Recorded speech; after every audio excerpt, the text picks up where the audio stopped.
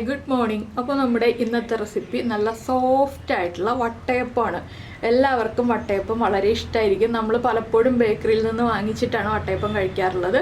അപ്പോൾ നിങ്ങൾ എന്തായാലും ഉറപ്പായിട്ടും വീട്ടിൽ ഈ അരിപ്പൊടി ഉപയോഗിച്ചിട്ട് എളുപ്പത്തിലൊന്ന് വട്ടയപ്പം ഉണ്ടാക്കി നോക്കൂ. നന്നായിട്ട് ഇഷ്ടപ്പെടും. നല്ല സോഫ്റ്റാണ്. അപ്പോൾ ഈ ഒരു വട്ടയപ്പത്തിൻ്റെ റെസിപ്പി എങ്ങനെയാണ് ഉണ്ടാക്കുന്നതെന്ന് നോക്കാം.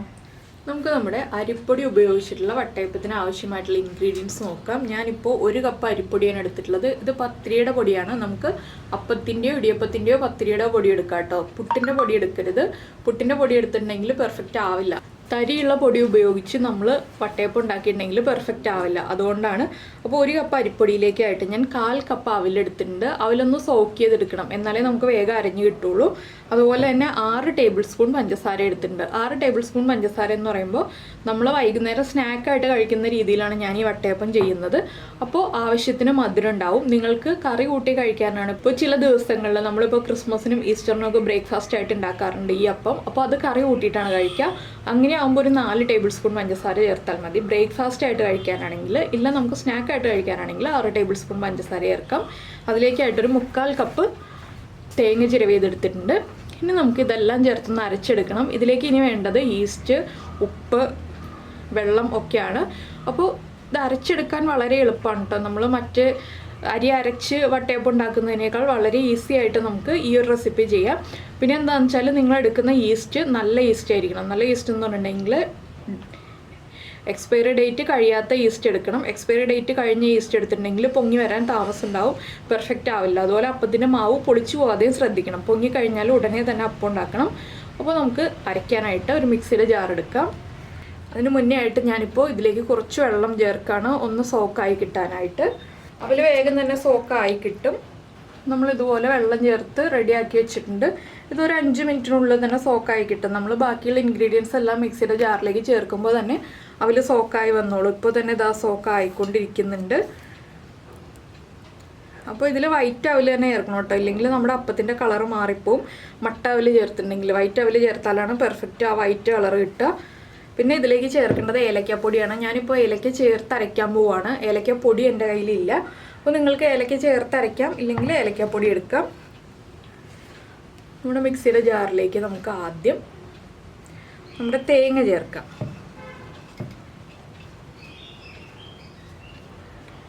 അതുപോലെ തന്നെ പഞ്ചസാര. മധുരം ഷുഗർ പേഷ്യൻസ് ഒക്കെ ആണെങ്കിൽ ഒരു 3-4 ടേബിൾ സ്പൂൺ ചേർത്താൽ മതി കേട്ടോ. അത് പ്രത്യേകം ശ്രദ്ധിക്കുക, ഒരുപാട് മധുരം വേണ്ട. പിന്നെ നമ്മുടെ അരിപ്പൊടി.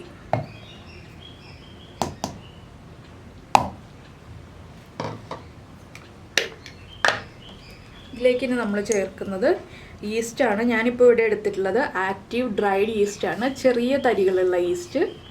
കണ്ടോ, നമ്മുടെ ബോൾ ഷേപ്പിലല്ല, പൗഡർ പോലെയാണ് ഈ ഈസ്റ്റ് ഇരിക്കുന്നത്. വളരെ നൈസായിട്ടുള്ള തരികളാണ്. ഈ ഈസ്റ്റ് ആകുമ്പോൾ എന്താ ഗുണം എന്ന് വെച്ചിട്ടുണ്ടെങ്കിൽ, നമുക്ക് ബോൾ ഷേപ്പിലുള്ള ഈസ്റ്റ് ആകുമ്പോൾ പൊങ്ങി കിട്ടാൻ ഒരു 8 മണിക്കൂറെങ്കിലും സമയമെടുക്കും. ഇതാകുമ്പോൾ ക്ലൈമറ്റ് അനുസരിച്ച് 4 മണിക്കൂർ മുതൽ 6 മണിക്കൂർ വരെ സമയമെടുത്തിട്ട് പൊങ്ങി കിട്ടും. മറ്റേതാണെങ്കിൽ ചൂട് ക്ലൈമറ്റ് ആണെങ്കിൽ 8 മണിക്കൂർ എടുക്കും, അല്ലെങ്കിൽ 12-13 മണിക്കൂർ എടുക്കും പൊങ്ങി കിട്ടാനായിട്ട്. അപ്പോൾ നമ്മൾ ഏറ്റവും ഫാസ്റ്റായിട്ട് റിസൾട്ട് കിട്ടുന്ന ഈസ്റ്റ് തന്നെ ഉപയോഗിക്കുകയല്ലേ നല്ലത്. അതുകൊണ്ടാണ് ഞാൻ ഈ ഈസ്റ്റ് എടുത്തിട്ടുള്ളത്. പിന്നെ നമ്മൾ ചേർക്കുന്നത് ഈ മധുരം ഒന്ന് ബാലൻസ് ചെയ്യാനായിട്ട് 1 പിഞ്ച് ഉപ്പ്, 1 പിഞ്ച് മതി. ഒരു 2 ഏലക്കയും ചേർക്കാം. ഞാൻ ഏലക്കയുടെ തൊലി മാറ്റിയിട്ടാണ് ചേർക്കുന്നത്, ഇല്ലെങ്കിൽ ഏലക്കയുടെ തൊലി നമ്മുടെ അപ്പത്തിൻ്റെ ഇടയ്ക്ക് കടിക്കാൻ കിട്ടും. അത് അത്ര സുഖം ഉണ്ടാവില്ല. അതുകൊണ്ടാണ് ഞാൻ തൊലി മാറ്റിയിട്ട് ചേർക്കുന്നത്. നിങ്ങളുടെ കയ്യിൽ ഏലക്കപ്പൊടി ഉണ്ടെങ്കിൽ ഏലക്കപ്പൊടി ചേർത്താൽ മതി. ഞാനിപ്പോൾ 2 ഏലക്കയായിട്ട് പൊടിച്ചെടുക്കണ്ടല്ലോ എന്ന് വെച്ചിട്ടാണ് ഇങ്ങനെ ചെയ്യുന്നത്.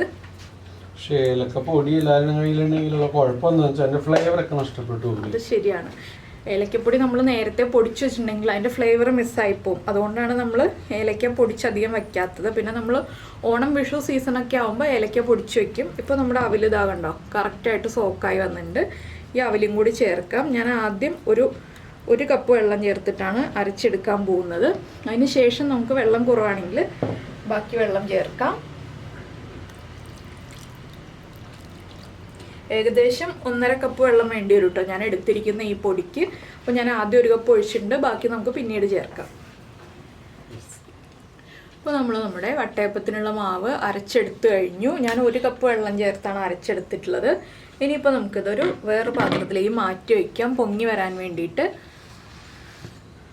അപ്പോൾ നിങ്ങൾ നല്ല തണുപ്പ് കാലത്താണ് ഈ ഒരു അപ്പത്തിൻ്റെ മാവ് റെഡിയാക്കുന്നതെങ്കിൽ, മഞ്ഞുകാലത്തോ അല്ലെങ്കിൽ മഴക്കാലത്തോ ഒക്കെ ആണെന്നുണ്ടെങ്കിൽ 3/4 ടീസ്പൂൺ ഈസ്റ്റ് ചേർക്കാം കേട്ടോ. നമ്മളിപ്പോൾ 1/2 ടീസ്പൂണേ ചേർത്തിട്ടുള്ളൂ. 3/4 ടീസ്പൂൺ ഈസ്റ്റ് ചേർക്കണം.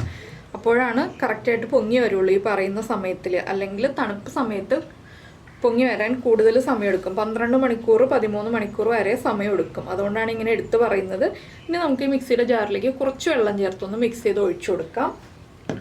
അപ്പോൾ നല്ല ഒരു ഏലക്കയുടെ ഫ്ലേവറും ഒക്കെ വരുന്നുണ്ട്. പിന്നെ നമുക്കിത് ഗാർണിഷ് ചെയ്യാനായിട്ട് ചെറി യൂസ് ചെയ്യാം, കാഷ്യൂനട്ട് യൂസ് ചെയ്യാം, ഏത്തപ്പഴം യൂസ് ചെയ്യാം, അല്ലെങ്കിൽ നമ്മുടെ ഗ്രേപ്സ് യൂസ് ചെയ്യാം. ഗ്രേപ്സ് എന്ന് പറഞ്ഞിട്ടുണ്ടെങ്കിൽ എന്താണ് അതിൻ്റെ പേര്, റൈസിൻസ് അല്ലെങ്കിൽ ബ്ലാക്ക് ഗ്രേപ്സ്, ഏത് വേണമെങ്കിലും യൂസ് ചെയ്യാം കേട്ടോ. ബ്ലാക്ക് ഗ്രേപ്സ് എന്ന് പറയുമ്പോൾ ഡ്രൈ ഗ്രേപ്സ് ആണ് ഞാൻ ഉദ്ദേശിച്ചത്.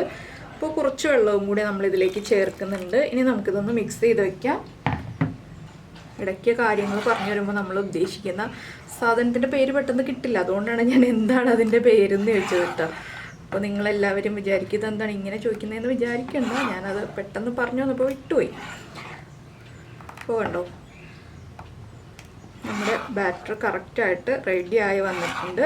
ഇനി നമുക്ക് അടച്ചു വയ്ക്കാം. ഒരു 4 മണിക്കൂറാകുമ്പോൾ നോക്കാം. 4 മണിക്കൂറാകുമ്പോൾ നോക്കാമെന്ന് പറഞ്ഞെങ്കിലും ഒരു 3 മണിക്കൂറാകുമ്പോൾ നിങ്ങളൊന്ന് വന്ന് നോക്കിക്കോളൂ. പൊങ്ങി വരുന്നുണ്ടെങ്കിൽ ഉടനെ തന്നെ അപ്പം ഉണ്ടാക്കാം. 3 മണിക്കൂറും 4 മണിക്കൂറും ഒക്കെ ആകുമ്പോൾ ഇടയ്ക്കിടയ്ക്കൊന്ന് നോക്കിക്കൊണ്ടിരിക്കണം.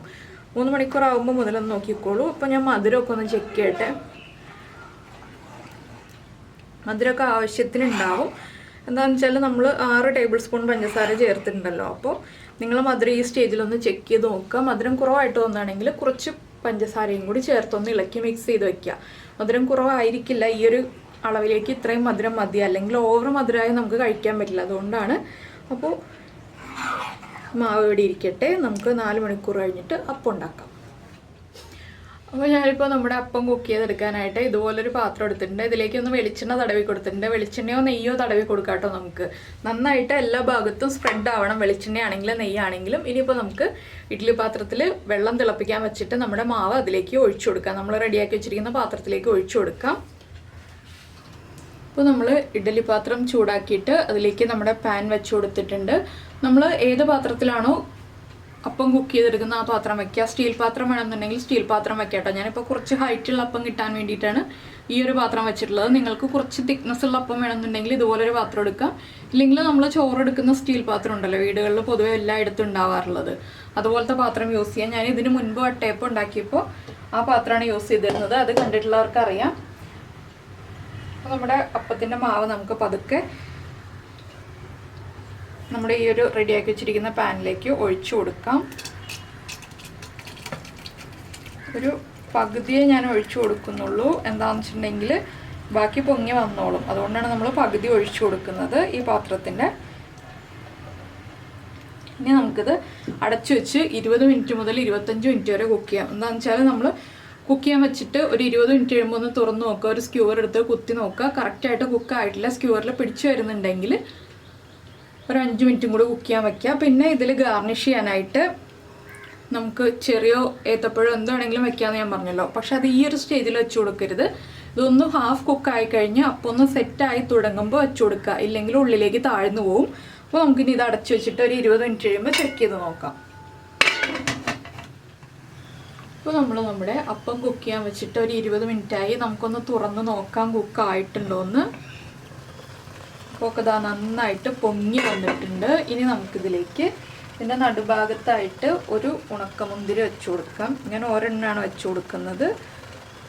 അപ്പോൾ നമുക്കിത് കുക്കായിട്ടുണ്ടോ നോക്കണ്ടേ അപ്പം. ജസ്റ്റ് ഒരു സ്ക്യൂവർ എടുത്തിട്ട് നമുക്ക് ഒന്ന് കൊത്തി കൊടുക്കാം.